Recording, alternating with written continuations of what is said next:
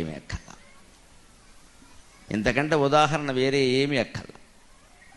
చిత్తశుద్ధి ఉంటేనే భగవంతుడు కాపాడతాడు ఉండడానికి నేను దేవాలయంలో కూడా నిర్మోహమాటంగా రాజకీయంలో చెబుతున్నా.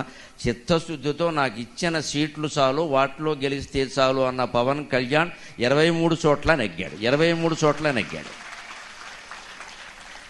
భగవంతుడు ఆశీర్వచనం అతనికి, అతని పార్టీకి, ఆంధ్రప్రదేశానికి సంపూర్ణంగా లభించాలని నేను కోరుకుంటున్నాను. నాకు పార్టీలు పక్షపాతాలు లేవు. నేను ధర్మపక్షపాతం. ఎవడు ఒప్పుకోడు 21 సీట్లకి. అంత ఇమేజ్ ఉన్నవాడు. అక్కర్లేదు, మాకు పొత్తు ప్రధానం, ముందు గెలవడం ప్రధానం. అది కూడా ప్రజల కోసం అంతే. ఖచ్చితంగా వచ్చేసాయి.